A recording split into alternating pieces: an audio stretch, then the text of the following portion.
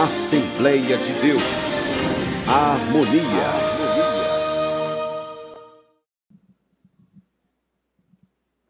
Cumprimento a igreja com a paz do Senhor. Que bom podermos estar aqui, mais uma noite para participarmos deste culto tão solene, que é o culto de Santa Ceia. Eu quero deixar para a nossa reflexão um texto na palavra que está escrito no livro do profeta Jonas, capítulo de número 3. Nós iremos ler a partir do verso de número 1. Jonas, capítulo 3, a partir do versículo de número 1.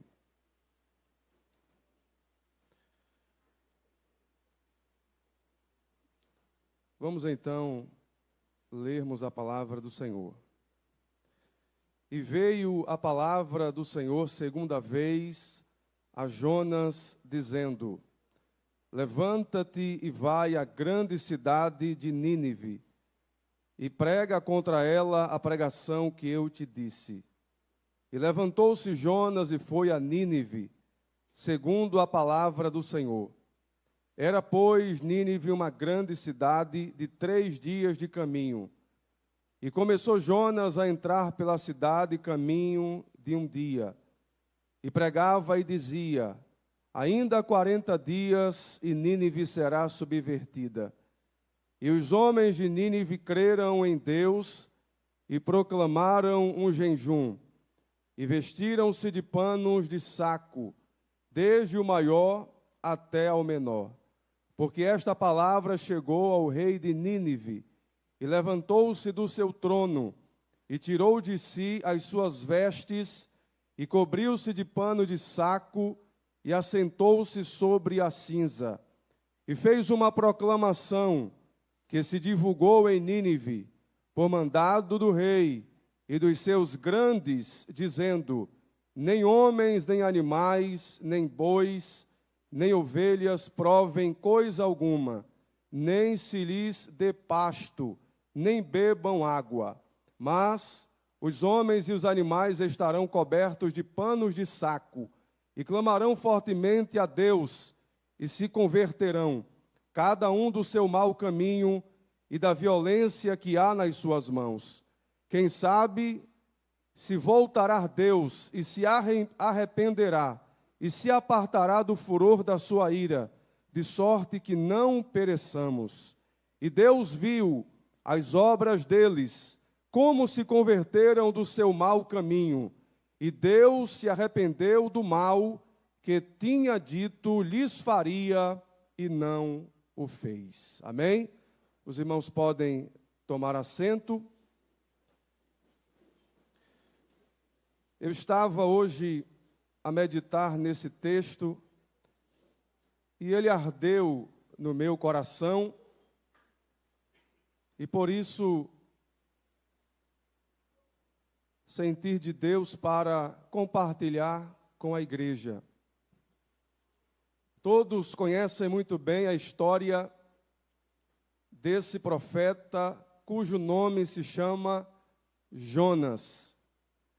Quando nós folheamos a Bíblia, no capítulo 1 do seu livro, do livro de Jonas, nós encontramos ali a vocação de Jonas, a sua fuga e o seu castigo. O Senhor mandou para Jonas uma missão, e a missão não era tão simples. Jonas deveria proclamar juízo sobre a nação de Nínive. E o texto diz que veio a palavra do Senhor a Jonas, filho de Amitai, dizendo: levanta-te, vai à grande cidade de Nínive, e clama contra ela, porque a sua malícia subiu até mim. Aqui Deus está vocacionando o profeta para lhe representar diante daquela nação.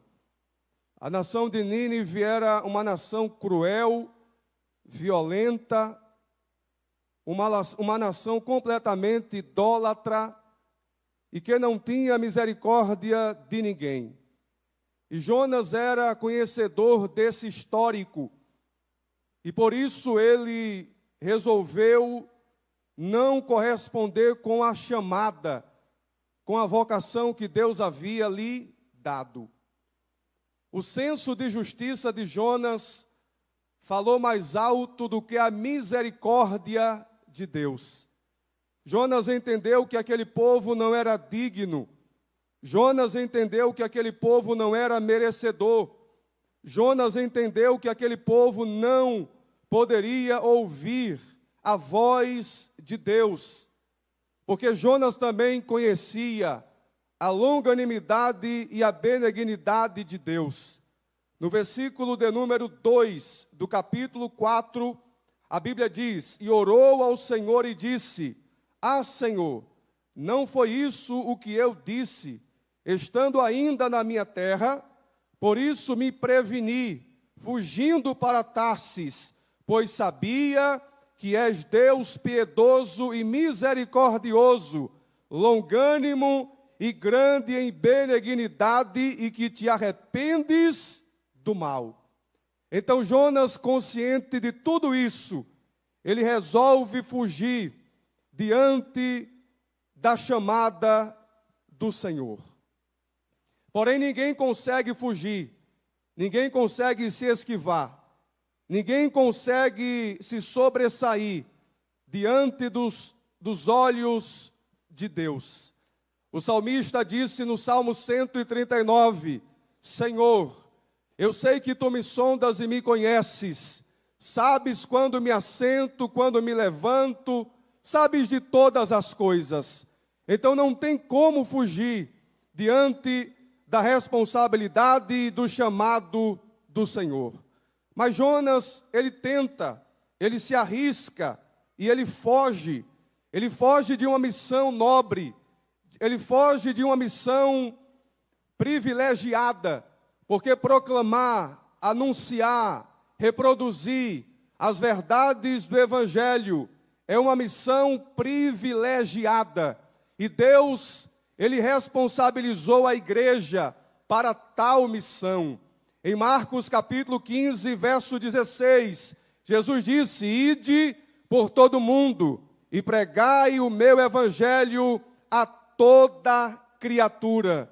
Então nós estamos incumbidos desta missão. Este mundo perdido carece da palavra de Deus e nós estamos na lista de Deus para proclamar ao mundo a libertação que somente o Evangelho ele pode produzir. Em Atos capítulo 1, verso 8, está escrito: mas recebereis a virtude do Espírito Santo, que há de vir sobre vós, e ser-me-eis testemunhas, tanto em Jerusalém, como em toda a Judeia e Samaria, e até aos confins da terra. Então Deus nos deu a missão nobre de anunciar ao mundo as verdades do Evangelho. Evangelho este que transforma, que muda, que dá vida ao mais vil pecador. E nós não podemos nos esquivar desta grande responsabilidade que Deus, ele nos concedeu. Olha o que está escrito no livro do profeta Ezequiel, no capítulo 33, a partir do versículo 7. A ti, pois, ó filho do homem, te constituí por atalaia sobre a casa de Israel.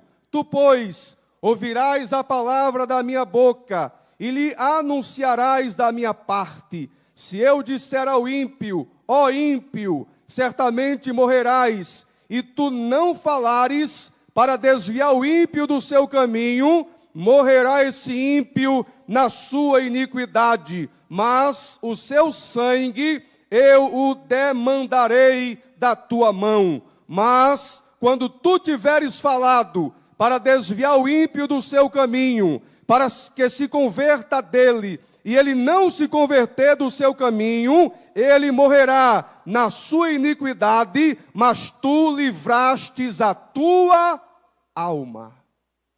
Então nós temos esta responsabilidade, nós temos esta missão de anunciar as verdades do reino. E Jonas recebeu esta missão. Deus disse para que ele se levantasse e se dirigisse até a grande cidade de Nínive. Mas o texto diz que Jonas se levantou para fugir diante da face do Senhor para Tarsis.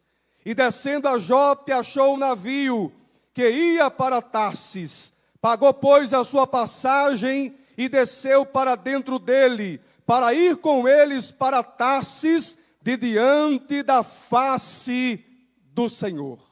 Jonas, ele não queria de forma alguma que Deus lhe usasse para trazer uma mensagem de confronto para os ninivitas, porque Jonas sabia que Deus era misericordioso e que se aquele povo se arrependesse, certamente Deus iria revogar a sentença que antes já havia sido estabelecida. Jonas então se comporta como um desobediente. Jonas, ele se comporta como um ser insensível.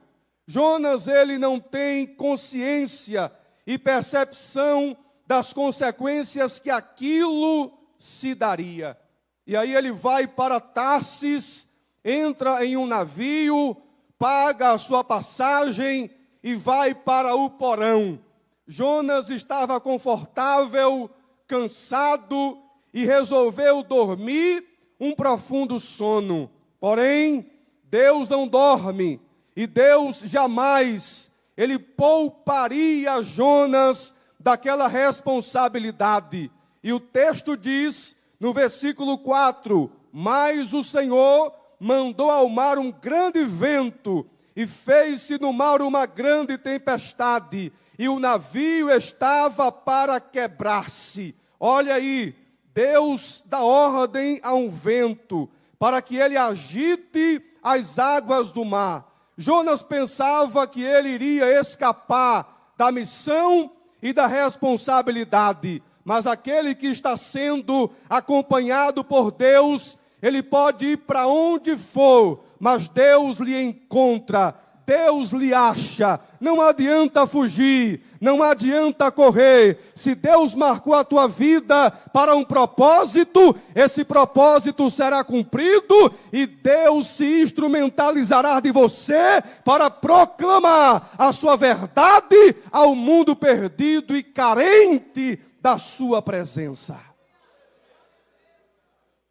Então Jonas dorme, mas Deus agita as águas. Quem sabe você está no porão, se escondendo. Quem sabe você está no porão, achando que a sua vida já não tem mais sentido, expectativa, e que tudo agora está acabado, Deus agora está indiferente, e que a missão foi esquecida. Porém, Deus está vendo você lá no porão, e vai chegar o momento em que Deus vai dar ordem para o comandante do navio descer lá e te chacoalhar, e te acordar, e te despertar. E foi exatamente isso que aconteceu. O texto diz no versículo 5, então temeram os marinheiros, e clamava cada um ao seu Deus, e lançavam no mar as fazendas que estavam no navio, para o aliviarem do seu peso. Jonas, porém, desceu aos lugares do porão, e se deitou e dormia um profundo sono. Como é que Jonas consegue dormir diante de uma responsabilidade tão grande que estava diante dele? Ele sabia que os ninivitas estavam correndo risco de morte, e que Deus não estava para brincadeira, e que ele seria o responsável para anunciar as verdades e o juízo de Deus, mas ele conseguiu dormir. E o verso 6 diz: e o mestre do navio chegou-se a ele e disse-lhe: que tens dormente? Levanta-te, invoca o teu Deus, talvez assim Deus se lembre de nós, para que não pereçamos. E dizia cada um ao seu companheiro: vinde e lancemos sortes, para que saibamos por que causa nos sobreveio este mal. E lançaram sortes, e a sorte caiu sobre Jonas. Eu não sei quantas pessoas estavam ali, mas a sorte caiu sobre Jonas. Havia um indicativo de que ele era o problema. E então Jonas teve que declarar, quando no verso 8 perguntaram: declara-nos tu agora, por que razão nos sobreveio este mal? Que ocupação é a tua? E de onde vens? Qual é a tua terra? E de que povo és tu? E ele disse: eu sou hebreu, e temo ao Senhor, o Deus do céu, que fez o mar e a terra seca. Jonas teve que declarar quem ele era. Jonas teve que declarar qual a missão que ele havia recebido. E o texto diz que os homens daquele navio temeram muito, porque Jonas disse: olha, vocês têm que me lançar no mar, e certamente tudo isso que está acontecendo vai cessar. Jonas foi muito corajoso. Ele se coloca como quase um suicídio, né? Porque ele diz assim: olha, o problema sou eu preciso morrer. Se vocês me lançarem fora, certamente tudo isso que está acontecendo vai cessar. E os homens ali temeram muito, não queriam fazer aquilo, mas eles não tiveram escolha, e pegaram Jonas e lançaram ele sobre o mar. Não havia nenhuma possibilidade de vida, não havia nenhuma expectativa para que Jonas se livrasse do mar e da morte. Jonas certamente iria morrer de fato, mas a misericórdia de Deus entra em ação, e Deus lhe dá uma segunda oportunidade. Deus não foi apenas misericordioso com os ninivitas, mas Deus também foi misericordioso com o próprio Jonas, porque livrou ele da morte, providenciando um grande peixe naquele lugar. Uns dizem que foi uma baleia, outros dizem que foi uma outra espécie de peixe. A Bíblia não descreve de forma detalhada, mas o que se entende aqui é que foi um peixe muito grande, capaz de engolir Jonas. Porém, Deus deu uma ordem ao peixe: engula, mas não mastigue, porque eu preciso dele vivo. Ele precisa aprender uma grande lição, e eu quero ele vivo, para que ele possa proclamar a minha palavra para a nação de Nínive. E a Bíblia diz que o peixe engoliu Jonas, e ele ficou ali por 3 dias e 3 noites. E o capítulo 2 nos fala sobre a oração de Jonas, enquanto ele estava dentro daquele grande peixe. Ele não estava confortável, ele não estava à vontade, ele estava completamente angustiado, sem perspectiva nenhuma de vida, em plena escuridão. Ele não sabia o que aconteceria com ele. A qualquer momento ele seria tragado, submergido. Jonas não tinha expectativa nenhuma que um dia pudesse ver a luz do dia novamente. Às vezes, Deus estreita algumas situações para nos levar para perto dele. Jonas estava irredutível. Jonas não queria de forma alguma cumprir a missão, mas o oleiro sabe como trabalhar no vaso. O nosso Deus, ele é oleiro, nós somos barro nas mãos desse oleiro. E Ele sabe exatamente como trabalhar, aonde mexer, Ele sabe de tudo, Ele sabe como vai fazer na tua vida. Talvez exista alguém lá na tua casa, no meio da tua parentela, que está dizendo: eu nunca vou ser crente, esse negócio de evangelho não é para mim, eu nasci assim, eu vou viver assim, e você está orando por ele ou por ela. Se prepare, o oleiro vai entrar em ação, vai amassar o barro, e alguém vai ter que reconhecer que há um Deus nos céus, sobre tudo e sobre todas as coisas. E Jonas, ele se rendeu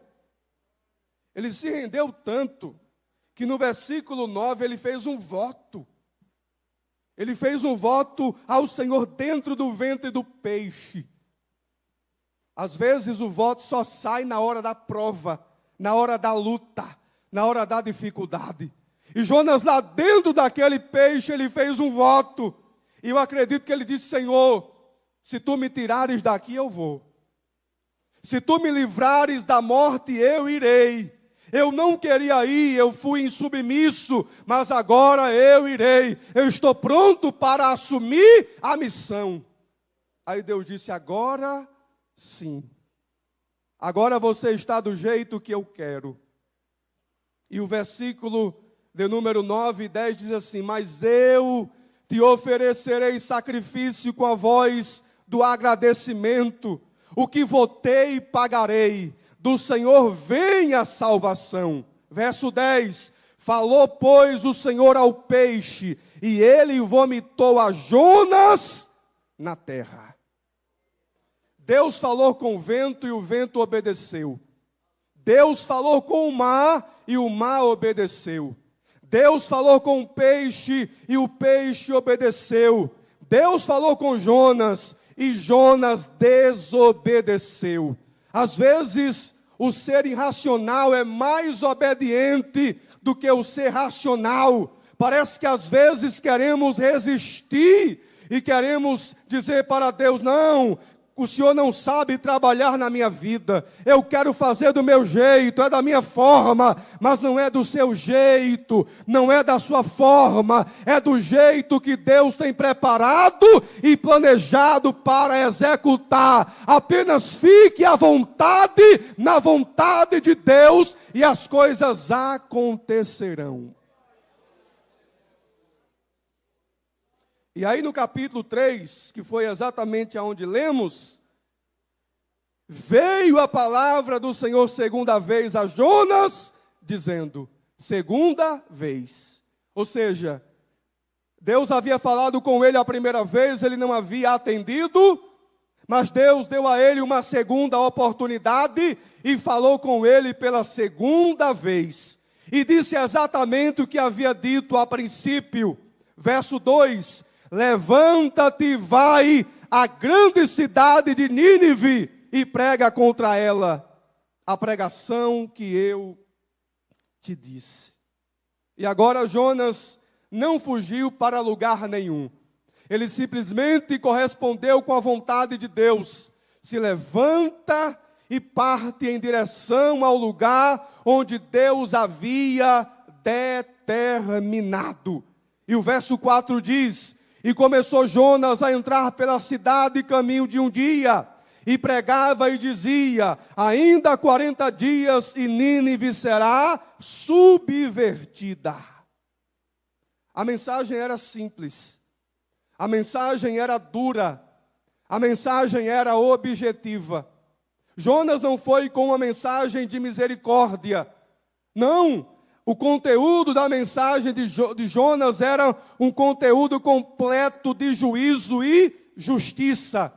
Deus não disse: olha, se vocês se arrependerem, eu reverterei a causa e mudarei a sentença. Não! A mensagem foi: ainda 40 dias e Nínive será subvertida. E o verso 5 diz assim: e os homens de Nínive creram em Deus, e proclamaram um jejum, e vestiram-se de panos de saco, desde o maior até ao menor. Eles ouviram a mensagem e entenderam o recado. Eles entenderam a mensagem que havia sido pregada.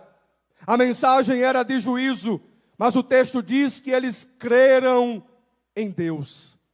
Em Lamentações, capítulo 3 e verso 22, está escrito que as misericórdias do Senhor é a causa de não sermos consumidos. O que a misericórdia de Deus fez e faz até hoje é algo que ninguém é capaz de fazer. O que seria de nós se não fosse a bondade e a misericórdia de Deus na nossa vida? Os ninivitas eram um povo cruel, hostil. Diz a história que ele pegava as cabeças dos inimigos e empilhavam na porta da cidade. Eram homens que tinham as mãos manchadas de sangue. A violência era tamanha. Eles não distinguiam entre mulheres, crianças, idosos, não. Eles respiravam juízo. Por isso que, quando Deus levanta Jonas, a Bíblia diz que Deus disse para Jonas: porque a sua malícia subiu até mim. Mas tem um texto lá em Romanos, que diz que aonde abundou o pecado, superabundou a graça de Deus. E a graça de Deus é maior do que o senso de justiça de qualquer pessoa. Jonas tinha lá as suas razões de não querer que Deus perdoasse aquele povo, porque Jonas conhecia muito bem o histórico daquele povo. Mas a misericórdia de Deus, ela transcende. A misericórdia de Deus está acima do nosso senso de justiça. Às vezes olhamos para alguém ou para alguma situação e dizemos assim: fulano não tem misericórdia, não há dignidade para ele, a justiça não pode alcançar este homem, esta mulher. Mas aí daqui a pouco ele se converte, ela reconhece a Cristo, e uma nova vida é constituída, porque a misericórdia de Deus não tem fim. Certa feita pegaram uma mulher que havia cometido adultério e colocaram ela diante de Jesus. Os escribas e fariseus levaram ela e disseram: mestre, esta mulher foi pega em adultério e a lei diz que ela precisa ser apedrejada. Tu, pois, o que dizes? Naquele momento Jesus não disse palavra alguma, mas de tanto eles insistirem, Jesus se levanta, porque no momento da acusação Jesus estava prostrado. É como se Jesus tivesse se nivelado a ela e se colocado no mesmo tamanho dela, para que ela pudesse sentir que diante dela estava alguém que se preocupava com ela e com a sua situação. Mas daqui a pouco Jesus se levanta e diz assim: aquele que não tem pecado, atire a primeira pedra. E o texto diz que ninguém ousou atirar pedra alguma, porque entenderam que eram tão pecadores quanto aquela mulher. E saiu do maior ao menor, de maneira que ficou apenas Jesus e aquela mulher. E ele pergunta para ela: mulher, aonde estão os teus acusadores? Ela olha para Jesus e diz: Senhor, ninguém me condenou. E ele diz para ela: eu também não te condeno. Vá em paz e não peques mais. Aquela mulher recebeu a maior oportunidade da sua vida. Ela recebeu a chance de viver novamente. Ela seria morta, apedrejada, e a lei dava respaldo para isto. Mas ela cruzou o caminho de Jesus. E quem cruza o caminho de Jesus pode estar na mais difícil situação. A vida dele muda, a vida dela muda, porque Jesus é o maior transformador de vidas que já existiu. Aonde ninguém pode ir, Jesus pode. Aonde a psicologia não vai, Jesus vai. Aonde a psiquiatria não vai, Jesus vai. Aonde as ciências humanas não podem ir, o Evangelho vai e transforma o mais vil pecador, lhe dando a chance de ser ressocializado mais uma vez. Será que nós estamos dispostos a anunciar ao mundo perdido que o Evangelho de Cristo liberta e transforma? Existem vidas aí fora, presas pelo vício das drogas, presa pela prostituição, presas pela promiscuidade e por tantas outras coisas. E nós precisamos abrir a nossa boca e proclamar as verdades do Evangelho, porque a verdade do Evangelho liberta. Jesus disse em João capítulo 8 e versículo 32, e conhecereis a verdade, e a verdade vos libertará. Os ninivitas não tinham nenhuma chance, mas quando eles ouviram a palavra, eles creram em Deus. Tudo começa a mudar a partir do momento que nós passamos a crer. Paulo estava na prisão junto com Silas, e perto da meia-noite eles cantavam, oravam, e de repente veio um terremoto que abalou os alicerces, e todas as prisões se abriram.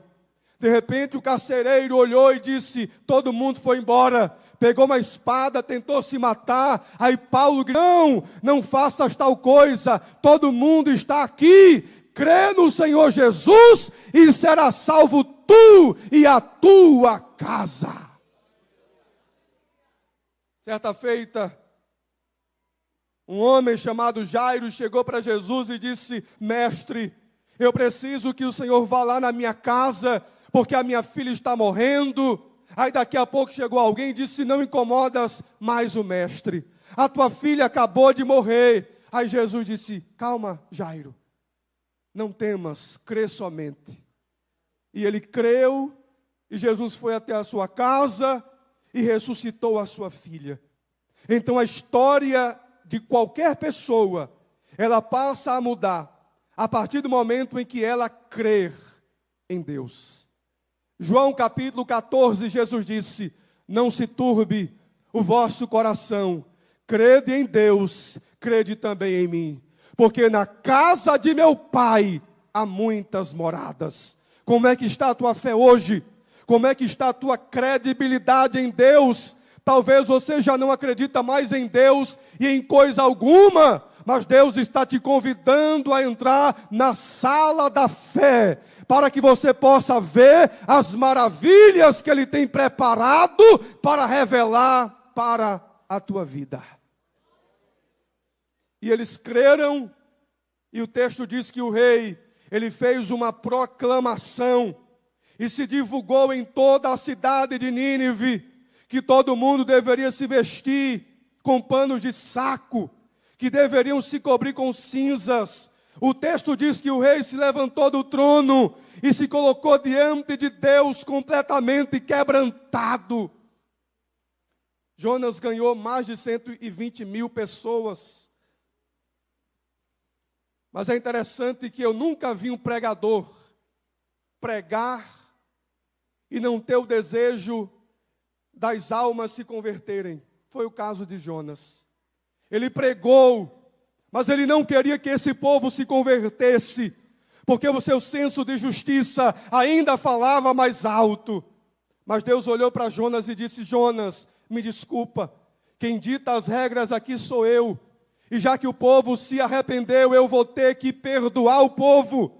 E o mal que estava para ser estabelecido, eu não estabelecerei. E Jonas não gostou muito. O texto diz que ele se desgostou e pediu a morte por 2 vezes. Ele estava completamente em crise. Não dá para dimensionar o amor de Deus. Em João capítulo 3 e versículo 16 está escrito: porque Deus amou o mundo de tal maneira que deu o seu Filho unigênito, para que todo aquele que nele crê não pereça, mas tenha a vida eterna. Jesus salva o maior pecador. Ele pode estar no mais profundo lamaçal, mas se ele dobrar os joelhos e com o seu coração crer no Calvário e no sacrifício que Jesus fez, o seu pecado é perdoado automaticamente, porque o sangue que foi vertido na cruz, ele é poderoso para redimir qualquer pessoa, qualquer ser humano. Aquele que se arrepende e deixa, alcança a misericórdia do Senhor. E aqui está um exemplo clássico. Os ninivitas eram um povo tão cruel, tão hostil, mas eles se converteram, eles se arrependeram, e a justiça e o juízo de Deus foram convertidos em misericórdia. Deus quer te cobrir de graça e de misericórdia, mas você precisa reconhecer o sacrifício que Jesus fez na cruz do Calvário. Hoje diante de nós está o pão e está o suco de uva. Ambos são elementos que representam o sacrifício de Jesus na cruz do Calvário. O pão representa o seu corpo, o vinho representa o seu sangue, que lá na cruz foi derramado por nós, para que nós tivéssemos o direito de ter o nome escrito no livro da vida. E não existe pecado e condenação alguma que possa fazer você deixar de alcançar o perdão de Deus. A Bíblia diz que se o teu coração te condena, maior é Deus. Então que Deus abençoe, que possamos refletir sobre a bondade e a misericórdia de Deus na vida de cada um de nós. Deus abençoe a todos. Agradeço, pastor, a oportunidade, em nome de Jesus. Não sei se tem alguém aqui entre nós que ainda não professa a fé em Cristo e quer hoje fazer a sua decisão. O convite está te sendo lançado, a porta da graça está aberta e você está tendo a oportunidade de crer em Deus e de receber a sua misericórdia. Se porventura existe alguém aqui que quer se decidir para Cristo, venha agora. A oportunidade está te sendo concedida. Jesus te ama e tem um plano extraordinário na tua vida. Se você quer, venha. É de graça. O preço já foi pago na cruz. Você só tem que vir e confessá-lo como Senhor e Salvador da sua vida. Que Deus abençoe em nome de Jesus.